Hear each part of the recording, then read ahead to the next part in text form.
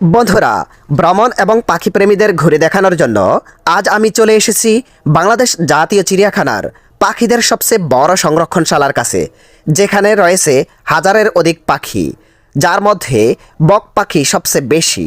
তবে এখানে পেলিকেন পাখিও দেখতে পাবেন। চলুন আর কি কি রয়েছে সেগুলো ঘুরে দেখি।